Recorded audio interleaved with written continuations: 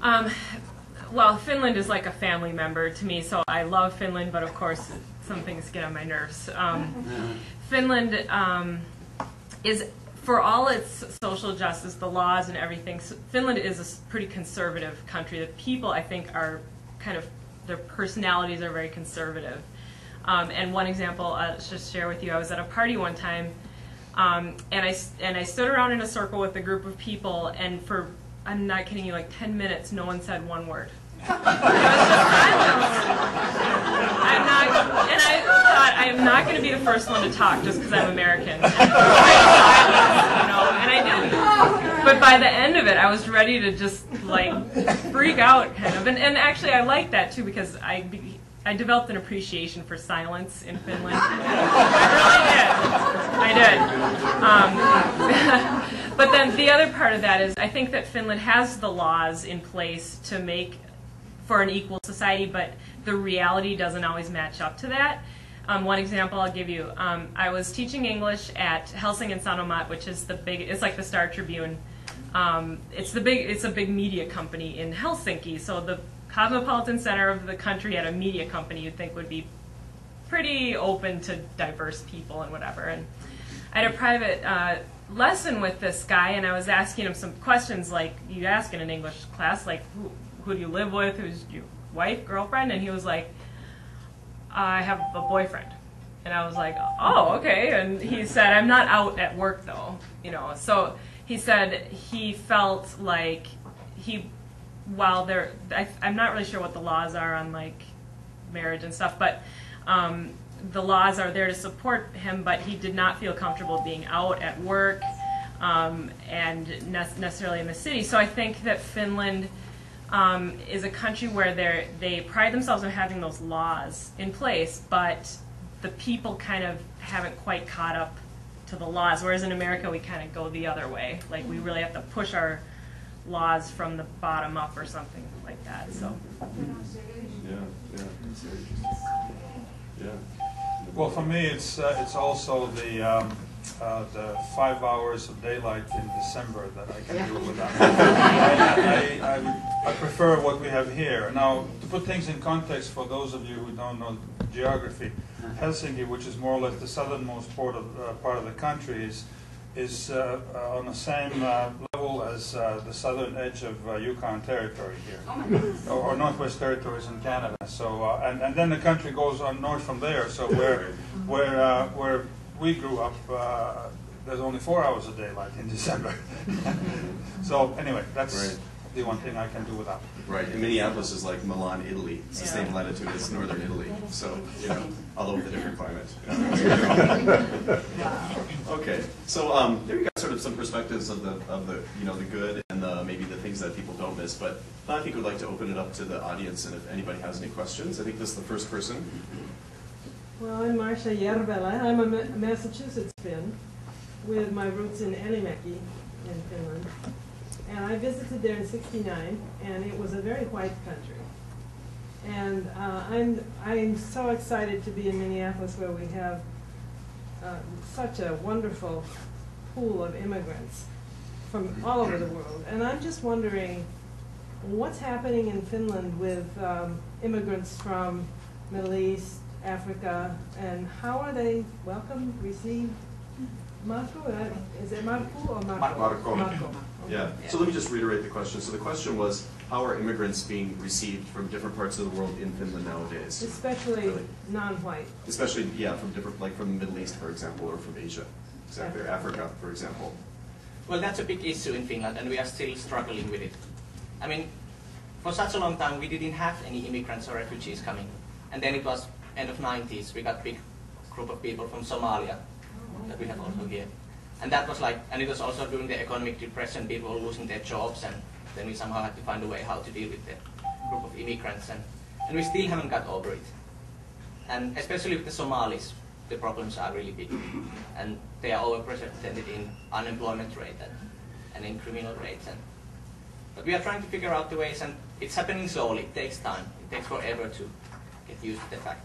And as Dan mentioned, I come from a tiny, tiny city in eastern Finland. And we have now our very first immigrants there. And I was there this summer, and it was like a big stir. Everybody came to talk to me, and there were also immigrants here now. And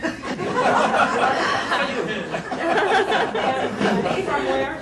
they were also from Somalia. Somalia, from Africa. in your town. Yeah, and my dad is now learning English, and there are a lot of Somalis in his English group, and that's so fun. And he's telling these observations. And they are actually really hard workers, and they learn so, and they are really nice. And so I'm hoping there are always these little positive signs that people get to know them. And but that's something that we definitely do much better.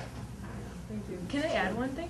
I think from what I understand and hearing just colloquially, when Finland had the 1952 Olympics, just my ex-husband's family and stuff, they were like, that was really the first time we saw black people in Helsinki, and so it was so recent that this is just so recent. We can almost not imagine in this country a certain generation that really had never seen a non-white person in the flesh until the 1960s, 70s. So. I had a similar thing. I moved from the countryside to Helsinki at the age of 16 when I was back in 1961. That's when I saw my first black person.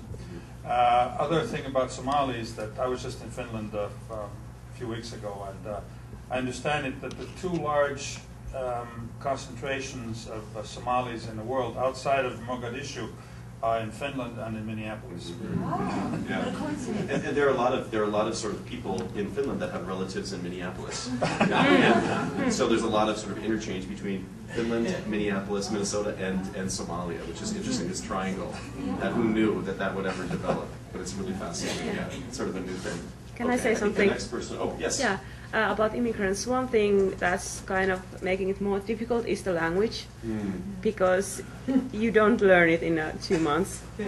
Yeah, Finnish. Yeah, and you can't get a job if you don't know Finnish. So that's a big that's problem. one of the things. Although Finnish is not impossible. Trust me. Yeah, it takes time. It's not. It's just different. It's fast. Yeah. And then there, and then here. Okay. Is there a legal channel for immigrants to become citizens? So the question was, is there a legal channel for immigrants to become citizens? Does anybody want to take that?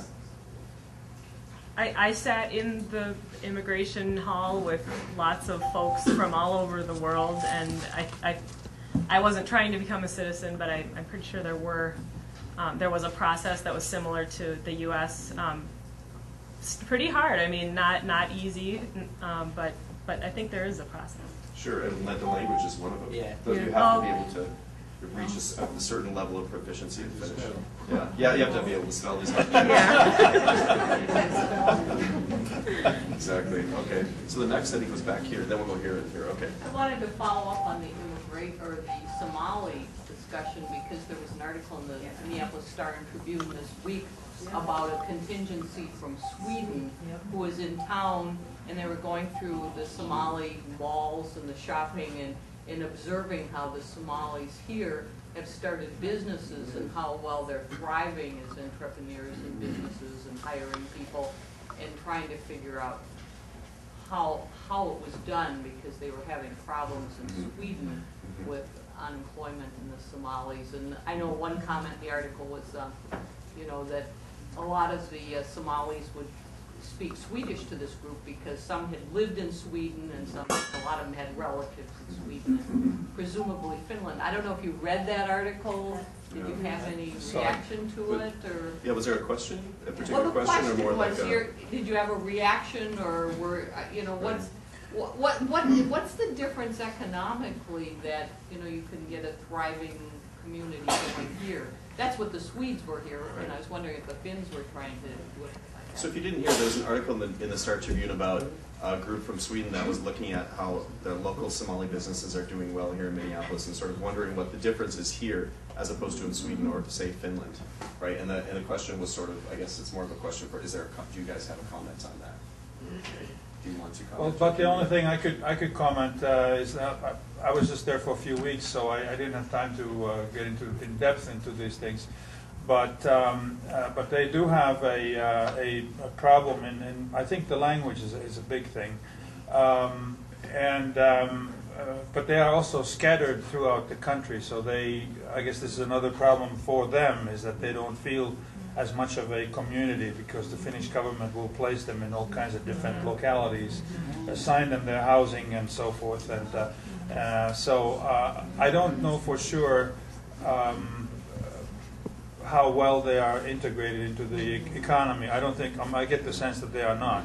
Now the other thing, of course, about Sweden, even though we and Finland have the largest pools of Somalis, Sweden has been a sponge for immigrants for decades already. So even, I mean, they probably have just about the same number as we have, not more. Yeah. And I think the Somalis that come to, just on the language issue, the Somalis that come to Finland that learn Swedish, they integrate better because it's easier to learn Swedish. I hate to say it, but it's true. It's a little bit easier to learn Swedish. So I think that's one of the things. Some of the Somalis would prefer to learn Swedish because it's a little bit, it's less, it's really less work. Yeah, not that Finnish can't be learned. Okay, question over here then. Did you have a question first? Yes. Yes, I think there was a question here, the gentleman in the second row. A fellow who was from Hungary, Mm-hmm. and he told me that the Finnish language originated from Hungary. Okay. Now, is that true? Then my second question is, Okay. the language is not Scandinavian. Right. Okay, so the question was that there was a question about Finnish being originating from Hungarian, and then the second sort of part of the question is Finnish a Scandinavian language? So I could answer that, but I won't. You should. Panel, so I'm not supposed to answer the question. But actually, Finnish is related to Hungarian, but it's about 6,000 years. It's separated by about 6,000 years. So Finnish and Hungarian both, and languages like Estonian and a bunch of languages you've never heard of, like Veps and Vadic and Mari and Mordvin, all go back to a proto-language that was spoken many thousands of years ago somewhere in Central Russia. And so they're definitely, but it's not true that Finnish comes from Hungarian. It's that Finnish and Hungarian and Estonian and those other languages all came from one language way back in the distant past. But it is absolutely true that Finnish is not a Scandinavian language. So it's not at all related to Swedish or Norwegian or English or Russian. None of them. It's related to Hungarian and Estonian are the only two languages people have ever heard of. It's not related to Korean. It's not related to Japanese. Don't believe it. Don't believe it. It's not true. Thank you. So that's the answer to that question. I guess I will answer one. Okay. There's a question right back here. A question I want to ask about maybe the person in the right here that I'm looking at. An answer about Yes. health issues and what they do with people who are chemical abuser, alcoholism, drugs, to help them get back on track. Okay, so let me just repeat the question because I know that it's hard for people in the back to hear. So the question was a health-related question. What does Finland do with people that have substance abuse issues, whether it's alcohol or drugs or whatever, and how do they help people get back on track? I think quite a long time the drug abuse haven't been such a big problem in our country. It has been a problem in the biggest cities, but still there's a relatively small amount of users. But alcohol, that's a totally different thing. So it's been a problem for a long time, and it seems to be continuing to be that way and I know there's several different campaigns to decrease the amount of alcohol use, but for example, if we compare the amounts of what people drink in Finland, it's not, so the total amount is not the issue, but how it's drank. So it's a binge type of drinking, so that's the problem. So there's a lot of problems related to that, traffic accidents, all kinds of accidents, liver failures, all kind of health related problems. So there's been several different campaigns, but I think politics related to pricing of the alcohol, that's probably one of the best tools to decrease the amount of use. But I think that's been and continues to be one of the biggest problems in our country in health-wise.